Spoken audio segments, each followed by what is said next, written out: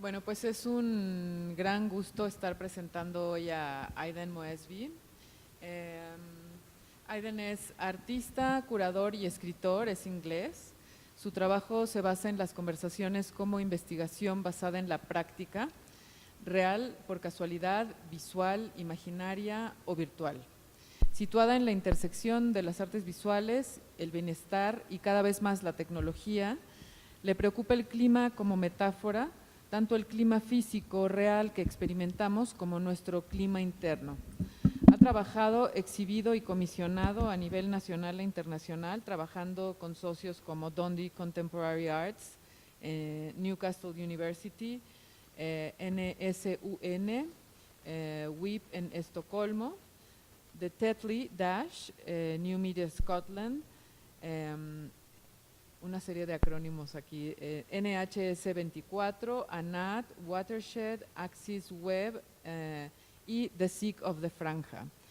Es probable que su trabajo se encuentre más allá de la galería como dentro de él. Su práctica incluye disability arts y la representación en espacios regulares del circuito del arte, como artista visual y como curador.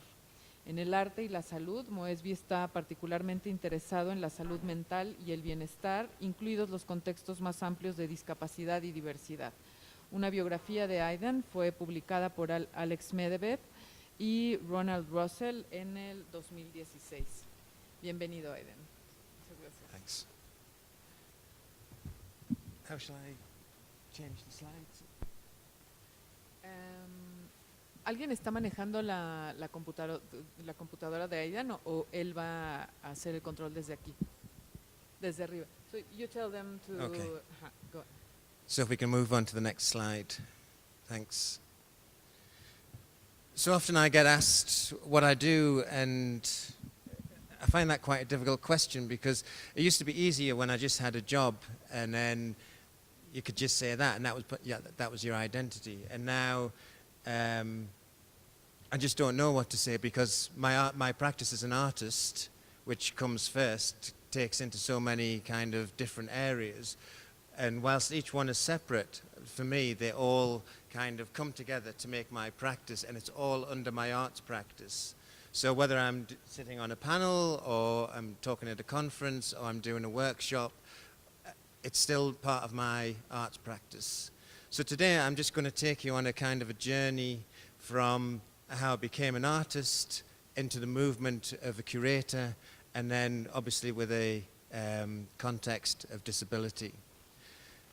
So primarily I'm an artist and a curator, but that takes into so many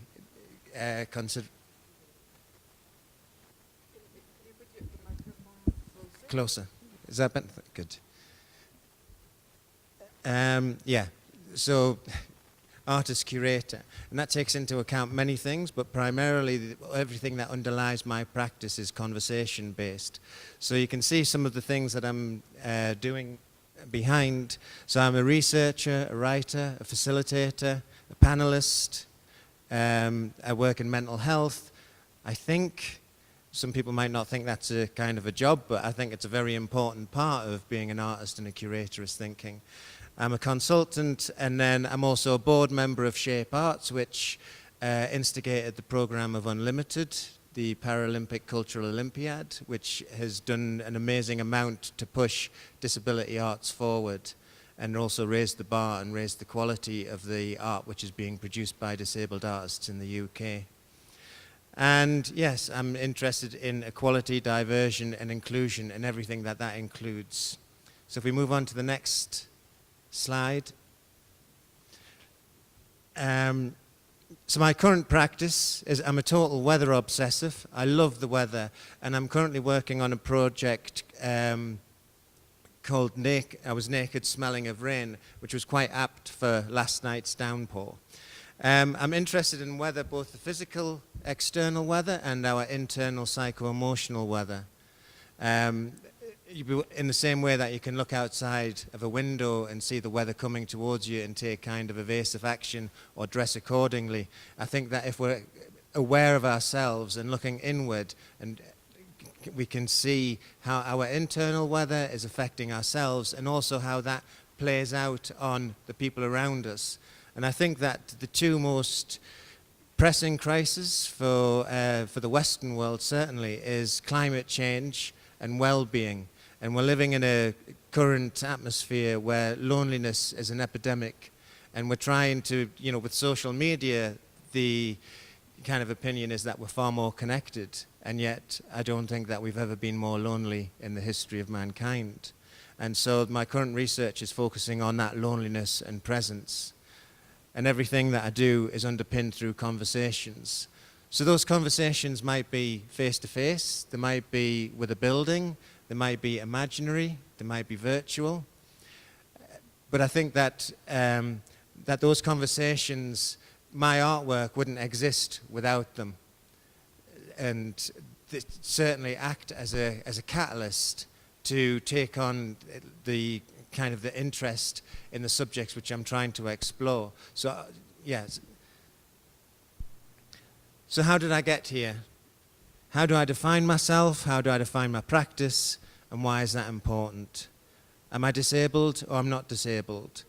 And I'm going to go with an overview of the art world from a disability perspective. I think there's definitely if we can go on to the next slide. And the next slide, please. So when I think about what my practice is, it's very clearly artist-curator, and I've outlined all the things that that kind of takes in. And when I think about being an artist and where do I exist within the art world, I think sometimes I don't exist within the art world because the art world doesn't want disabled people within it. And there's definitely a hierarchy between existing in the mainstream and existing in the disability arts world. And there's also the hierarchies of disability. So within that, it's very clearly defined and historically defined that physical disabilities sit at the top of the disability hierarchy, and then the invisible disabilities sit at the bottom. So if you're very visible within the disability, say you use a wheelchair, then that places you somewhere near the top of the hierarchy. And then there's if you're missing a limb or you have a limb augmentation, then you're somewhere in the middle. And then if you have a hidden impairment, like a mental health condition or deafness, then you're very much at the bottom of that hierarchy. And then if that wasn't complicated enough, there's also the hierarchies of art form. So again, if you look at the triangle, there's the performance sits at the top, and at the bottom are the visual arts. So looking at the art world, if you're a disabled artist who has a hidden disability and you do visual arts, then you sit at the bottom of every single hierarchy that there is.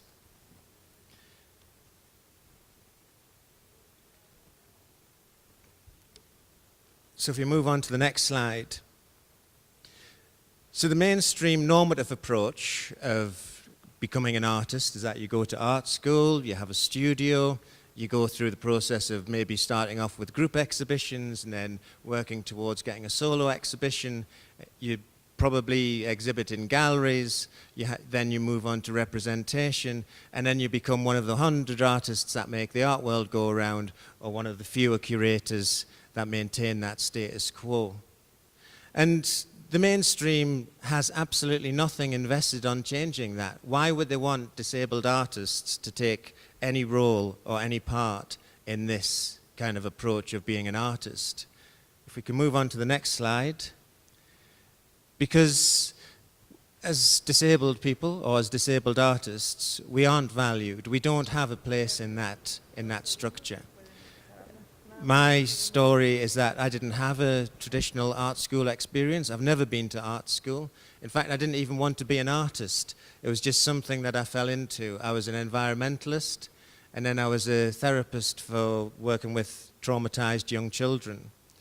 And then it wasn't until I became unwell myself and too unwell to practice that I used the skills that I had learned as an environmentalist and as a therapist, based around language and based around conversations and talking and exploring those kind of feelings, that just seemed natural that would inform my arts practice. And because I was already interested in language and talking, I became a writer, and I used to work in writers in prison or forensic psychiatry units. And then I became more interested in the visual aspect of language and how actually the specific meaning of words. We're bombarded in the modern world with words and visual images, but actually they don't really mean anything because we hear them so much, we see them so much, and it just becomes white noise. And so I'm interested in kind of distilling out and getting back to the basics and finding those true meanings of those words. So generally, as a non-normative approach as an artist, I haven't been to art school. I don't work in a studio, or I didn't until recently. I would rarely exhibit, certainly never in mainstream, and only ever in those disability art exhibitions, which you know, outside of our own echo chamber wouldn't get any kind of interest at all. Rarely in galleries, unless perhaps in the corridor by the toilets, but never in a main gallery in a mainstream kind of civic gallery. Disabled artists are rarely represented. Generally, we're invisible to curators. Why would they want to come and see a disabled artist? Because they're not going to put us anywhere. They're not going to put us in galleries. We don't have any economic or critical or curatorial value. And so generally, we're invisible to the art world.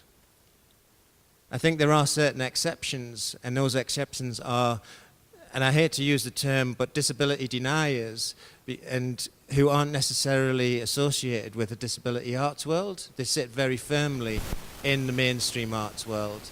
And you never see them photographed perhaps using their wheelchair. They're always on a couch, or the fact that they are disabled or have an impairment isn't important to them.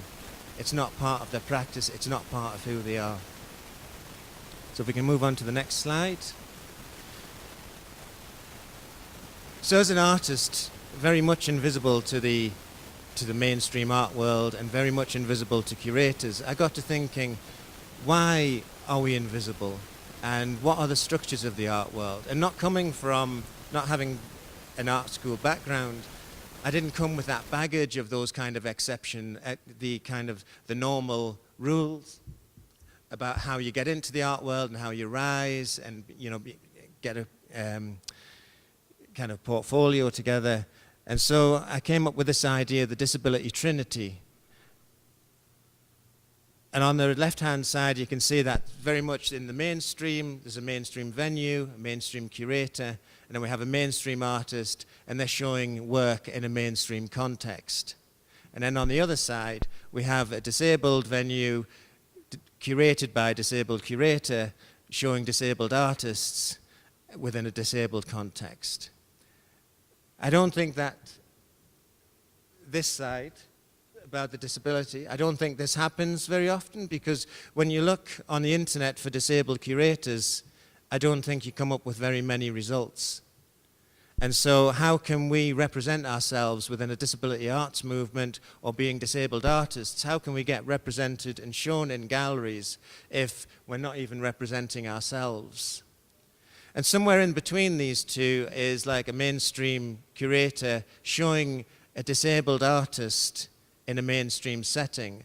And again, that doesn't happen particularly often.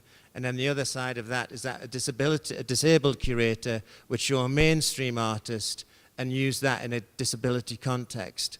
And I've done that as a curator because I want to highlight the importance of critical rigor and how the importance of making good work is going to push the cause of disability arts or arts made by disabled artists forward. And that I think that if we continually, I made a lot of bad work in my early days, and I still make bad work, but now that I know not to show it, that it stays in my studio, and then it'll only get light of day when, you know, when it's undergone some critical rigor, it's undergone some peer review, and I can put it into a context. So if we could move on to the next slide. So within this system, I think some are more equal than others, and this is a staircase that I took in Iceland. And obviously, if you're able-bodied, if you're normative, if you had a hidden impairment, then you're quite able to use these stairs. But if not, If you have movement issues or if you're a wheelchair user, there's no way that any of that equality would fit with you because you can't access the doorway. And I think that's a great metaphor for the visual arts and for disability arts. Within a wider context, if you can move on to the next slide, please. Within a wider context, disabled people and disabled artists, we generally are viewed as having little or no professional skill, and they have no economic value. We can't work, so therefore we can't contribute economically. We have no societal value. We are a burden. We need looked after. We need taken care of. We don't contribute. And we have no cultural value because the work that we make is viewed certainly to have no value. And so it's all negative. Everything about the mainstream view of disabled people and disabled artists tends to have a negative or a pejorative view. And surprisingly, I don't agree with that. I think that we have great skills. I think we have lots of economic value. I think we have a great societal value. And I think that we certainly have plenty to say culturally and therefore have cultural value. If we can move on to the next slide. This is a piece that I made about human rights. It says, it doesn't have to be like this. A lot of the work that I make is text-based, and so some of it is just words, slogans, quotes, put out onto maybe vinyl or using specific materials. And they tend to have a message, and I try to be, at times, humorous. But yes, it doesn't have to be like this. There is a different way. We can, if we can move on to the next slide. We can make a difference, but we have to start that difference. And I think when we're looking at how to make that difference and challenging the fact that, that we're pejoratively viewed, that we have no value either as artists or people, I think that depends on who has the power and who has the agency. And this is just a quick overview of like the various models of disability. So there's the deficit model, which says basically I have very little, if anything, to contribute. There's the medical model, which I'm broken and need fixed. There's a social model that society disables me.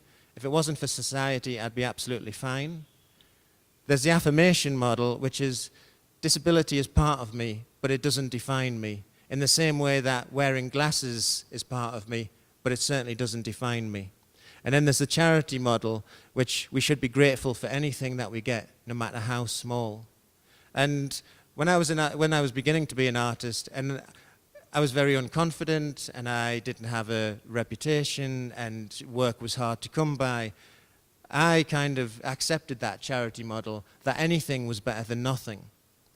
But I realized that that was disempowering myself, that actually anything isn't better than nothing, because it can just reinforce those negative stereotypes. It can keep you without you exerting your own agency. It can keep you in that state of having no value as a person or a professional. Can we have the next slide, please? So the thing about agency and power is that it's very often given rather than taken. And I think historically, as disabled people, we have given that power away so that it's the doctors who look after us, it's the rest of society that takes care of us, the charities. But I think it doesn't have to be like that.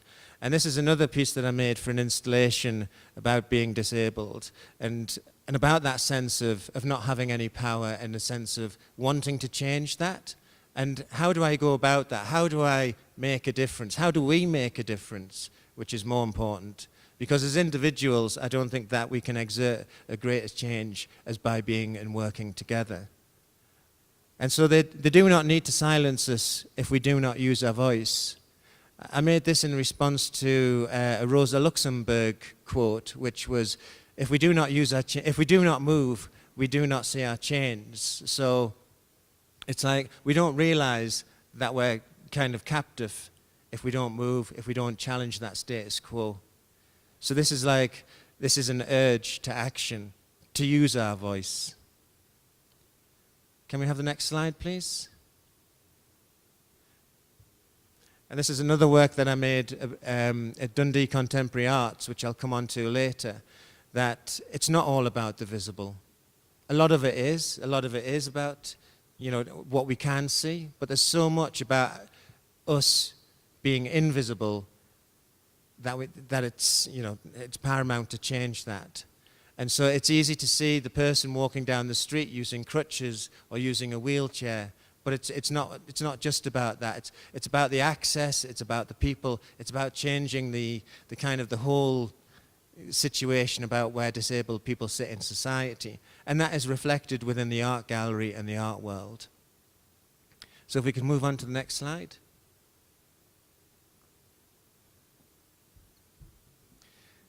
So if we look at curation, cura from the Latin to take care, but what are we actually taking care of when we work as curators? Are we taking care of the artist to make sure that their needs get met, to make sure that the work is shown to the best of its ability? Are we taking care of ourselves as a curator? Are we thinking about our reputation, that it would be really good to show this artist and it would improve my status within the art world, within the curating world? Are we taking care of the organization that we're working for or that we're going to show the work in? Or are we thinking about the audience that's going to come and see the work? Or indeed the work itself? But when we're thinking about disability and disability arts and art made by disabled people, how do we reflect that? How do we make art relevant not only to ourselves but to a wider, broader audience? And what comes first? Is it the disability or is it the art? Sometimes for me, it's both. I think sometimes when I'm making work very specifically about disability or about being disabled, then that is primarily what I'm thinking about. But actually sometimes I don't want to think about being disabled. I don't want to make work about being disabled. I just want to make art. And I want the art to be seen for its own right, and regardless of whether I'm an artist with or without a disability. So if we can move on to the next slide. So there's many forms of exclusion which face disabled artists. I think economic, because if we can't work, then how can we afford the materials to work with? How can we afford a studio to work in? How can we afford just to live? Sometimes that's hard enough, let alone making art about it. There's a digital exclusion. Again, that's a form of economic exclusion. That if we don't have the money to kind of access the digital world or the internet or all the programs which are available for people to use to help to create the art, then that's another form of exclusion. Not having materials or being able to afford them, not having a studio. Peers, very often we as disabled artists, or I make work in my studio by myself. I don't have necessarily a network of people. I don't have a huge amount of peers. I don't live within a disabled community, and I'm separate from my own art world. I suffer from deficits of networking and the opportunities, the jobs, the residencies, the opportunities to show, the lack of funding. There's the invisibility of being a disabled person and the invisibility of being a disabled artist. There's physical exclusion, there's psychological exclusion. I think sometimes we can think that, okay, we have a ramp, so that's access taken care of. But what about the psychological space? How comfortable is that to deal with? What is it like to experience kind of social anxieties that keep us away from the rest of society, so that we can't go to the openings, that we can't go and, you know, network in the same way that the kind of normative population does. So if we can have the next slide, please. So access, both for me as an artist and a curator. I'm a resident at a studio in Bristol in the UK called Pervasive Media Studio. And their access works brilliantly because I'm just not aware of it. I don't see it, but I know that it's there. And when I went to be a resident there, they asked me what would make it possible for me to be there and be the best that I can and make the best work possible. And so I gave them a list of things, and some of those were, well, it would be really good to have a key person to kind of go in and check in with, or if I have any difficulties, or just that I'm having a really bad day, just to say I'm having a really bad day, and then they can be aware of it. Duvet days, days where I couldn't get into the studio, and now I write this into every single contract that I have, and every single piece of work that I do. I always put in the duvet days. I always think that if I have to take responsibility for my own health, I know that I have to deliver, but when I first started working as a disabled artist, I wasn't aware that I had that agency, I wasn't aware that I had any power, and that I could actually say, I need this, because I didn't have any value. I was a lesser person. And actually, that was kind of setting me up to fail. And that just fulfills the stereotypes of disabled artists. Oh yeah, we had one of them, but they didn't deliver. They couldn't do the work. They were ill all the time. So I think it's really important to take responsibility for myself. So I always build in duvet days. And that might be having a lie in bed. It might be having a sauna. It might be having a swim. It might just be taking care of myself in whatever way that means for me on that day. I need a nurturing environment. I need the hours to be able to fit me. And that might not be the 9 to 5. It might be the fact that I need to come into the studio and do the work or in the gallery at like midnight or 3 o'clock in the morning. And that would be really helpful for me because that would fit in with my kind of the routine at the time. How safe are the buildings? How psychologically accessible are they? These are all things which need to be considered, and it's not an exhaustive list. And whether I'm being an artist or a curator, these are some of the things which I think it's essential to kind of consider, not just for me, but for the people who I'm working with as well, because then everybody wins. I stay well, I deliver the work, the organization gets the work that they want, the people who I'm working with get shown to the best of abilities, all of that, it's just win, win, win. And that is about feeling that you have the right to say, this is what's going to make me the most successful artist in this time, or the best curator, or to do what I can to the best of my ability. I'm just going to give some case studies about my experience. If we can move on to the next slide, please.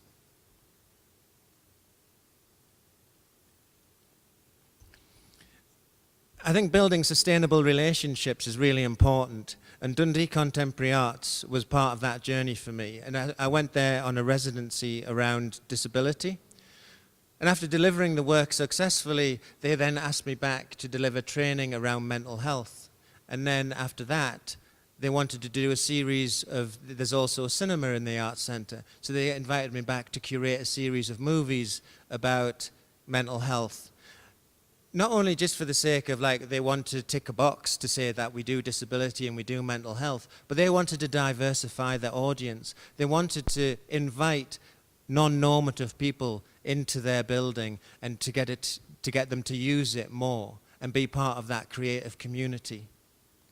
And then after working with them and building up that relationship, I was then invited to do a piece which then has later gone on to inform most of my work, working around art and well-being, health and well-being. So we were looking at a civic well-being tool. How can we reflect how the city feels? And most of wellness or happiness indexes for cities is about buses and houses and jobs. But I find it very difficult to explain how I'm feeling without using words about emotion. And the problem with that is that generally we exist in a binary of we're happy or sad, we're good or bad. But in order to create a more sensitive barometer of feeling, we needed more words. And so I came up with the periodic table of emotions. So I started out making this piece, I'm Not Broken. And it was a sliding door. So when the door is closed, it says, I'm not broken. If we can have the next slide, please. So yeah, so on the left you can see that I'm not broken, and then when the door shuts, it says I'm okay. So I'm just taking the words, or making the words from inside that I'm not broken, just to kind of put a point across that actually as a disabled person, I don't always need help. I'm not a broken version. I'm not an imperfect version of a perfect self. I'm just who I am, and my experience informs what I do and who I am. Next slide, please. So this is the periodic table. It's a digital version. This is on a television, and it's activated through tweeting. So if you tweet one of these emotions, it illuminates and then fades out. So at any time, you can get a snapshot of how a city or a building or an event is feeling. Excuse me. And then moving on and using those kind of networks that you create. And I was then, somebody saw the work and then they wanted to put it into a festival. So this was in a city festival, and it projected 30 meters wide and with 250,000 people. And this is I'm using this as a journey to highlight working within a very disabled context, which was my initial context, to putting a work that was created in the middle of a disability arts mainstream situation, and then that work being taken and purely mainstream, working with a mainstream festival. So I think, which shows both about how that quality of work, but also using the relationships can really benefit.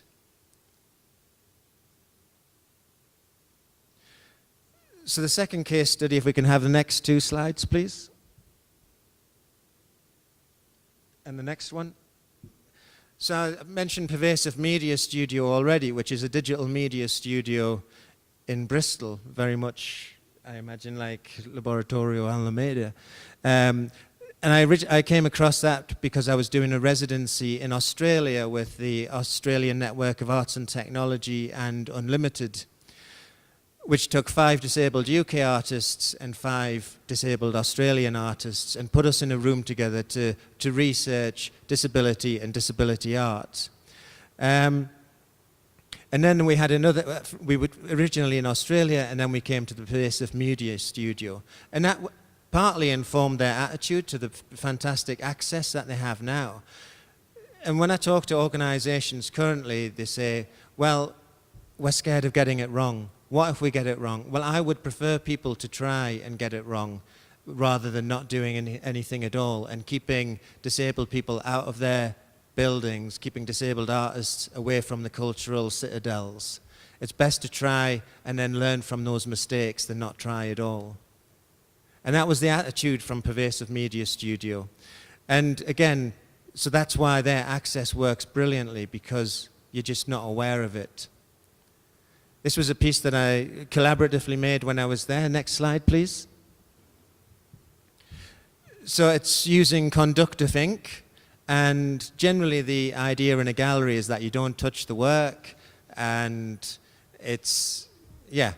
So this is kind of challenging that norm. So we invite people to touch a blank bit of paper, and behind the blank bit of paper is the circuitry used with conductive ink attached to an Arduino, and then when you maybe touch the umbrella or touch the paper blowing in the wind, then you get a poetic evocation of that, which is triggered using an Arduino hooked up to a computer and a sound file. So it's a different way of making art. And for me, this was a gateway into making digital art, which is now everything that I do. Can we have the next slide, please? So from being at the Pervasive Media Studio, I didn't know anything about digital work. It was like being at a feast and learning about all these different technologies which were possible. And I ran away with the ideas of what I could do. But then I realized that the best technology is just a pencil and paper and taking it back to basics. And so I was invited to do a festival, and it was a great opportunity to talk about weather and climate change and as an introduction. So some of the work that I made was a digital synthesizer, which on the right at the top. So this sounds like crickets or cicadas. It's solar powered, it's all off grid. And it was an invitation that if you put your hands over it, the sound would be less, or if it was like a cloudy day, the sound would be less. And so there's a direct relationship between what we do and how we interact with our environment, but there's also a direct relationship between the environment and the art. And the one on the left is a wind-mediated chiming bell tree. So the faster that there's an anemometer at the top, which measures wind speed, and so the faster that went, the faster the bells chimed, and it was again sequenced through using an Arduino. And you can see also some weather balloons. During the day they were just sculptural features, and then at night we measured the amount of sunshine during the day and put a light into them. So if we can have the next slide. Thank you. And another slide. So this was just, it's an invitation to slow down and to reflect about how we're feeling, maybe how, and I was there so we could have a conversation about the work, which again, you know, is, I wouldn't want to make the work if we weren't going to have a conversation about it. So we can have the next slide, please. How am I doing for time? Okay. So there's a contrast in approach. So between Stillness and Storm, which was a co-commission, which is the digital artworks that you saw, and the festival network, there's a gap between when someone fully understands what it is to be disabled and how disabled artists work, like Unlimited, and then they're partnered with a festival network, which want to kind of bring into their world disabled artists and show art made by disabled people, but they aren't fully aware of what those needs are. So they think it's a good idea. They want to tick that box so they can get more funding, but they really don't understand what it is to be disabled and be in that context. So normally in the curation, you hand over the work to the curator or the gallery, and they show it, and that's it. But in the festival, I was expected to be there from 10 o'clock in the morning until 4 o'clock the following morning, which to me isn't very accessible, because that isn't very good for my health, or for anybody's health working those amount of hours. And so it is that contrast between wanting to do something but not being aware of how to do it best, and then not asking. And again, it's always about asking for me. It's always about making sure, is this right? Could we do it better? And being reflective. And then there's the evaluation. And so traditional evaluation of art is done in a specific way. But within the festival context and being disabled, it's like, well, who was the evaluation for, and how long were those people there? And if it was just like a quick snapshot, then it's going to show one story. But actually, if you sit there and engage with the work in the way that it was meant to be, then you get a different story. And I still get people coming up who saw the work at the festival saying, were you the person who did that weather piece? Even though perhaps by the festival standard, it wasn't received particularly well. So if we can have the next slide, please. And that comes into the aspects of curation. So the sound piece, they put the sound piece next to a sound tower. Now, if it's a really quiet piece, why would you put it next to a sound tower? And then there was a light piece, and it was next to a lighting tower. And again, it's about context and understanding the work. And I think sometimes within festivals, visual art can be seen as a filler rather than as a piece in itself. And so the question is, that I ask is, if not at festivals and not in galleries, then where? Can we have the next slide, please? I think the thing that is lacking within the disability arts is criticality and rigor. Unlimited in the UK have been working since 2012 and have really pushed the quality of performance, so that now work made by disabled theatre companies is selling out mainstream theatres to mainstream audiences because the work is so good. But within the disability arts world, or art made by disabled people, I don't think we have reached or engaged in those conversations. I wish that when I was making work as a younger artist, and that when I was emerging, that somebody had have talked to me about criticality and rigor, and thinking, why are you using that material? What is it? What are you trying to say? Put it into context. Because I know that in the early days, I made a lot of bad work, whatever that means to you. But it's certainly work that I wouldn't show now, only in the context of having it made bad and showing it and regretting it. So I think feedback is really important. If it's not good enough, or if it doesn't get into a gallery or an exhibition, why? Have those conversations. The opportunities to show with peers, and every rejection is another opportunity to make stronger work.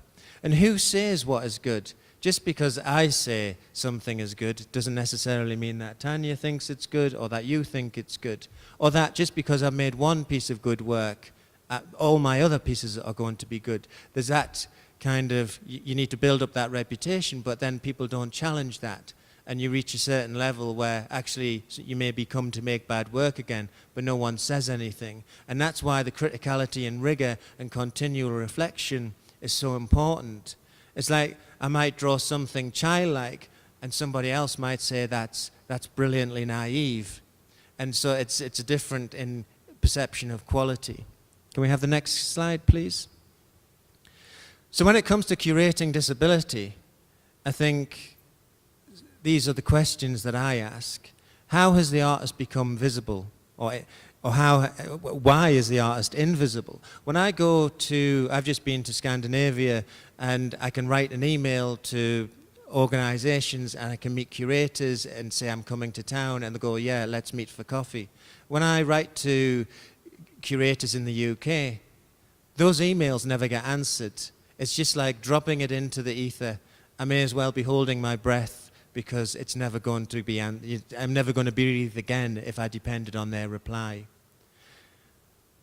So it's about access to the gallery. Who is able to come to that gallery? Is it fully accessible? Is it physically accessible? Is it psychologically accessible? Economically accessible? And then when we're hanging the work, it's like, how high are we hanging it? Who are we hanging it for? Are we hanging it for a normative person at eye height? Are we hanging it for a person who uses a wheelchair? Are we we have to ask those questions. But is it the curator's responsibility, the organization's responsibility, or is that the artist's responsibility? I made this piece to be seen in a certain way, even if that is about making it inaccessible to some. Sometimes we have to have those difficult conversations, and I don't think that we can be accessible for all, unfortunately.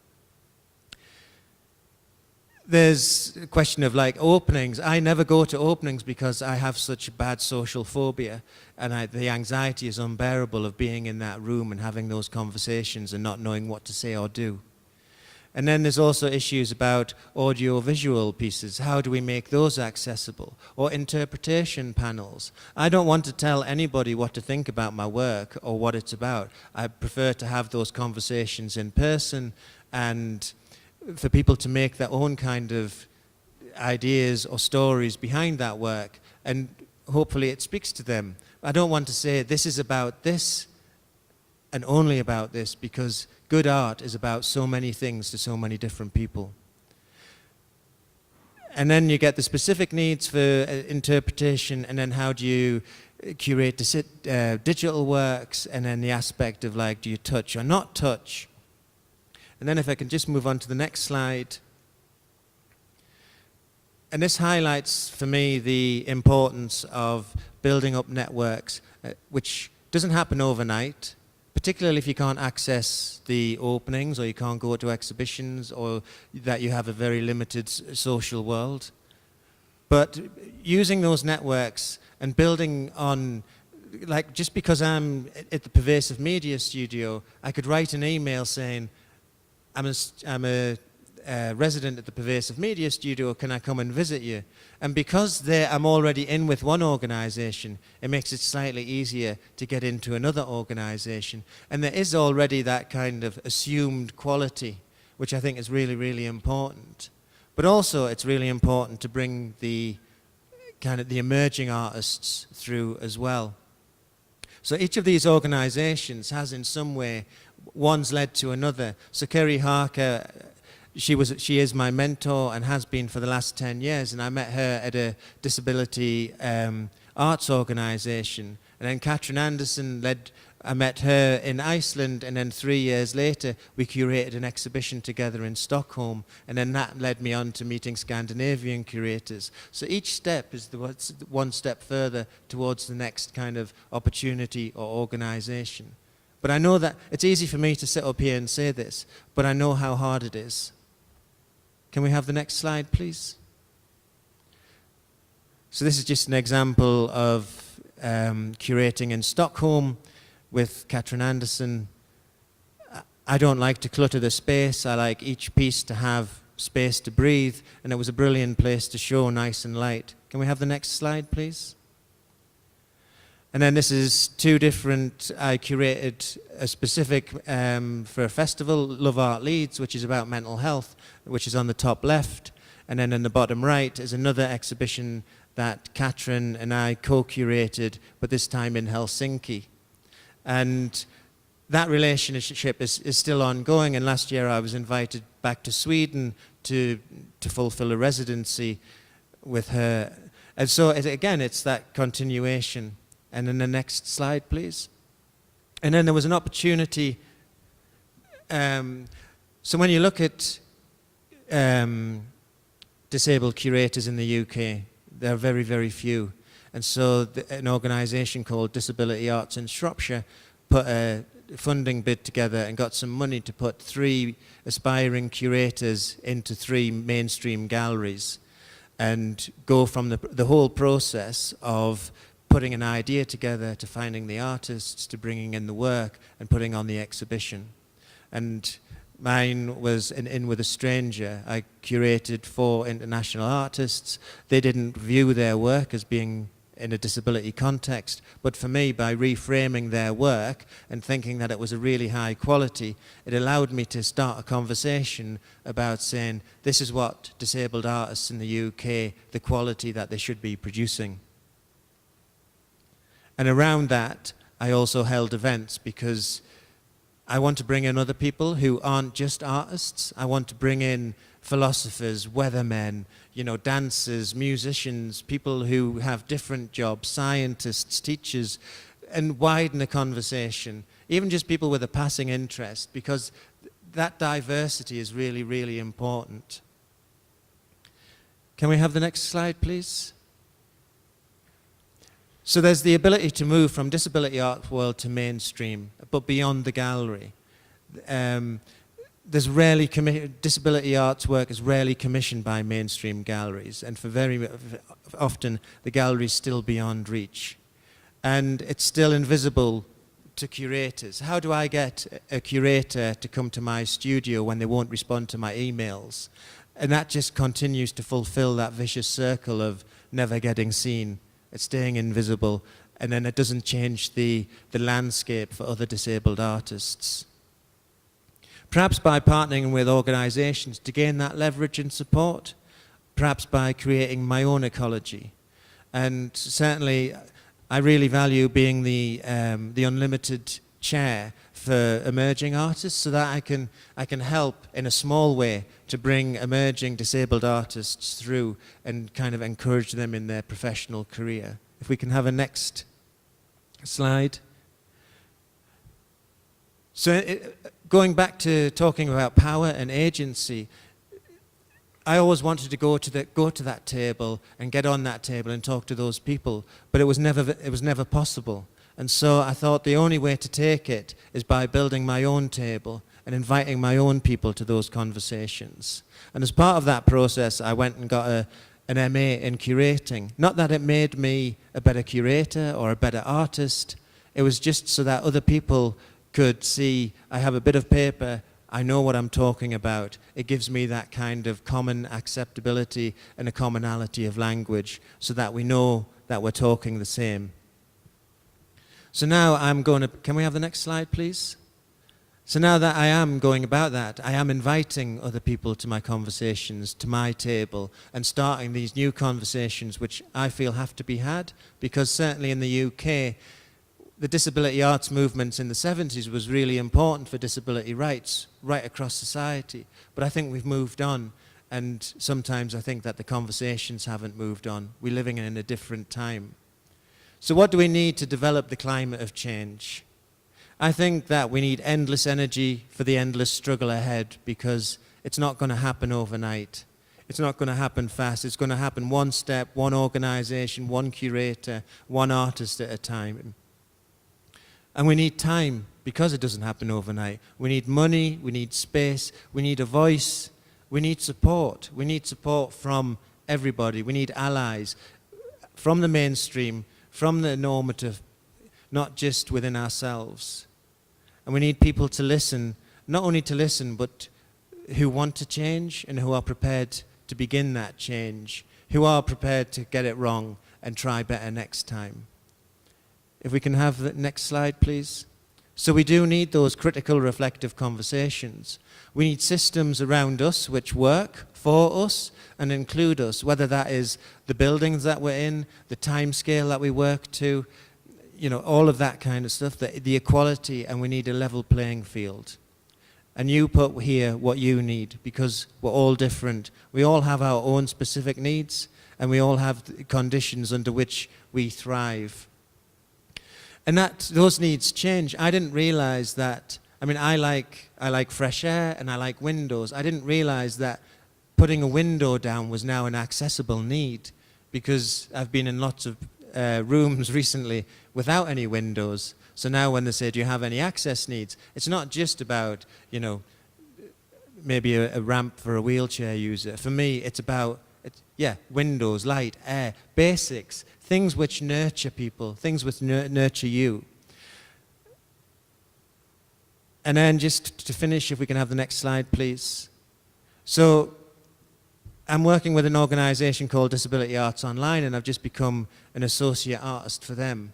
And I'm still continuing to work on my climate change and mental health work, which has just been funded for research and development through Unlimited. And again, I'll be having conversations and inviting curators and artists to contribute to, not just to the conversations, but actually contribute to the work. And I believe that those collaborations make the work stronger.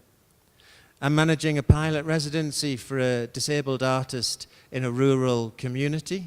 So I've been working with an organization for 2.5 years who runs residencies, but have never had a disabled resident before. And just to convince them that disabled people are just like normal people, it has taken 2.5 years. It's an extraordinarily long time to try and persuade someone that it's okay, that disabled people can look after themselves. They know what they need. They might need a little bit of help, but that's part of knowing what they need. And so it's great that, you know, even on one organization is starting to change and take that risk. And for them, they're viewing it as a massive risk. And also, I want to develop as a cultural leader and have these conversations, but in order to bring people on, because not everybody has the ability to have a voice or to sit in front of forums and to go to people and say, look, this isn't good enough, we need to change it. And yes, I'm just going to continue curating events, initiate conversations, and hopefully work towards my broader vision of the Emotional Weather Bureau, which will be a center or space, a location to explore climate change, well-being through art. Thank you.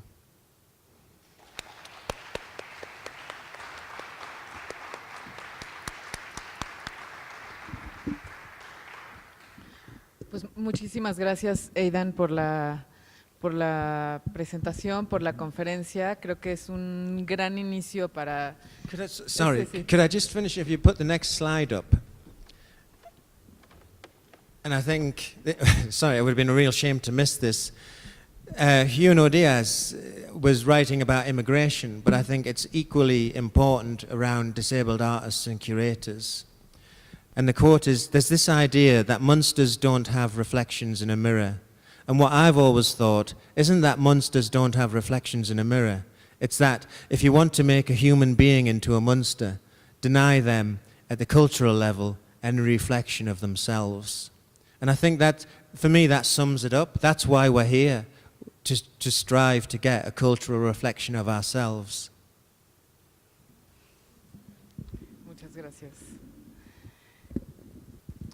Sí, sobre todo creo que en lo personal la gran enseñanza es la importancia de la proliferación de agentes como Aidan, como Beatriz, como Paloma, como 17 Instituto, que justo pueden hacer, porque creo que hay en esta dicotomía entre discapacidades y mainstream, hablando del arte, hay un abismo, pero en ese abismo, en medio, hay un mundo del arte que no es precisamente el mainstream, que creo que es como una totalidad que para todos y para todos los artistas con o sin alguna discapacidad, llegar a ese mainstream es como es como este gran fantasma, pero en medio de eso hay una escena con una voluntad muy grande de experimentar, de poner en cuestión las normas justamente, de buscar acercamientos interdisciplinarios a lo que hacemos, de considerar al otro, de buscar formas de decir nosotros, nuevas formas de decir nosotros, y de cómo la discapacidad junto con muchos otros problemas están siendo parte de lo que se hace en este lugar intermedio entre el mainstream y todo lo otro, ¿no? Y en fin, si quieren, abrimos a un par de preguntas. Supongo que 1 o 2 preguntas nos quedan por el tiempo del público.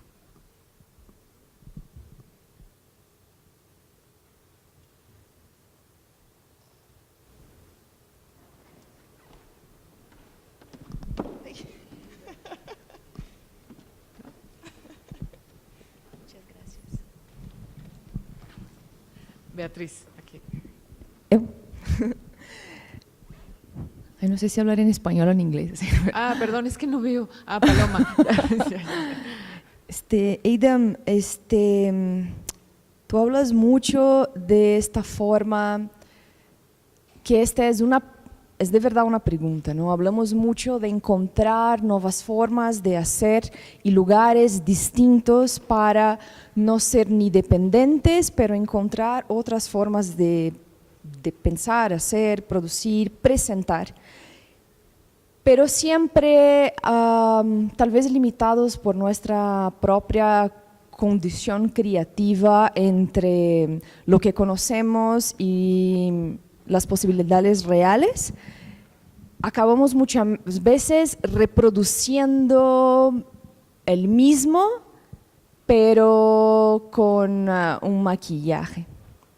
Entonces, me gustaría preguntar las dificultades que encuentra justamente en hacer estas proposiciones, ¿no? Como en sus líneas, en sus triángulos representativos, enseñas mucho acerca de este camino del artista que tiene una educación y después exponen una galería y entonces se preguntas, ¿no? ¿Qué hay si no hay galerías y no hay festivales? Entonces, es una buena pregunta. ¿Qué sería exponer en la calle, en una nave espacial? No sé, así como...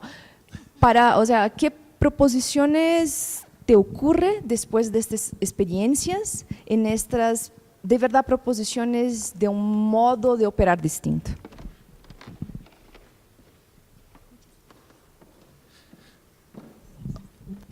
I think there's 2 approaches, so we can continue with the mainstream, and we can continue to try and get into the galleries and try and get into the festivals. But yeah, so there's the mainstream, and then there's the odd or occasional disability festival. But I think this is very much going down the models which already exist, and I think sometimes it is about the agency and it's about exerting our own power. And as artists, we are creative. We do have ideas. So I'm sure that together we can think beyond the 4 walls of the gallery, of the normative cultural citadels, and beyond the normative festivals. I think we can, get together and have new conversations about where does our work sit, and how do we, one is making the work, and 2 is getting an audience for it. And do we need an audience, or do we just want to speak to ourselves? I mean, for me, I think that that the equality and reaching as wide an audience as possible is really important, and that encourages or engenders kind of empathy and understanding and a more equalitative society in general. So I think we have to think about beyond the gallery and beyond the festival. And wandering around the city yesterday, there's lots of empty spaces. It's like, what's stopping just making an exhibition in an empty shop or an empty building, or asking an organization who may have a space at the front of their building, can we do a show, can we do a performance, can we put on a small exhibition? And these exhibitions, we don't have to have them on for 3 months. We can just do, pop-up is very popular at the minute. So we can just do short interventions. We can change the way that we work within and beyond the art world. We can create a system which works for ourselves. I'm not suggesting that it's utopian idealism and that it's going to be easy, but we have to start somewhere. And, and bringing as many people, I think the institutions are really important and we don't need to exclude them. Bringing them with us is absolutely essential. Does that answer your question?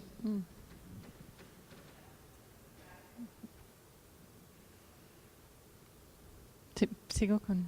Beatriz. Aidan, gracias por la presentación. Una cosa que me resuena muchísimo, que creo que también ha sido parte de la curaduría de este coloquio, ha sido la búsqueda de este espacio para abrir el debate sobre la crítica y la rigurosidad, que creo que es algo urgente de pensar, ni siquiera repensar, porque no se la ha pensado, sino de pensar en un ambiente como el mexicano, donde donde hay una producción constante y siempre intensa de arte. Entonces, ¿cómo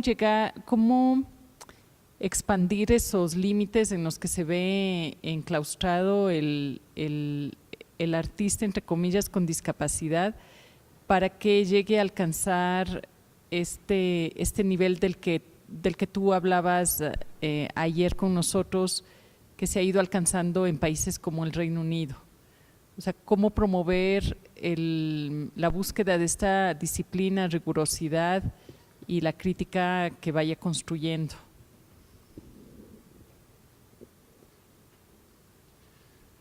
Just a small question then.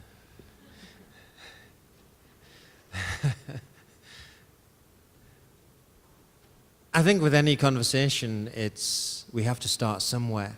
And as an artist with a disability, having people come up to you and say, well, it's not bad for a disabled person. As if that assumes, that explains everything. And we have to challenge that attitude. We have to, dispel that, challenge that attitude, so that when people come and see our work, that they know that it's really good work, that it's strong, it says something, it talks, it's reflective, all of that, and that it's earned its place in wherever it's shown, be that in a street, be that in a gallery, or the opera, or wherever. I think there's also an opportunity with, we tend to work on the macro, and I think there's quite a lot to be said for working on the micro scale, for small groups of people to begin those changes. And I also think that digital offers, whilst digital isn't a solution for everything, I think that it offers an ability to communicate across distances and connect with people who have similar ideas, because I don't think we're alone in Mexico thinking, how can we start to change things? It's like, even from the UK perspective, the situation with object-based visual arts has lack of rigor and has that lack of conversation. And I've been trying to gather people together, and it's been taking me, 2 or 3 years to try and just find the people to have that conversation, to invite them and to start to change that power structure. So that actually it's not happening over there with the people who have historically had the power and the ideas and the money, that we're beginning something over here, more of a grassroots organization. But that's not to say that grassroots can't be professional with great ambition and equality. You know, it's, yeah, and it's that coming together, maybe not just on a local, but on a more global, because I think it is a global scale. Norway doesn't even have disability arts. You know, we have this idea that it's great elsewhere, but everywhere has its own issues and its own problems, but no one's having those conversations, and I think this is a great place to start. There's, you know, probably a vast amount of knowledge, experience, motivation, and passion in this room. What a place to start that conversation and to start changing things. Is that? Yes, thank you. Bueno, pues muchísimas gracias, Aidan. Muchas gracias.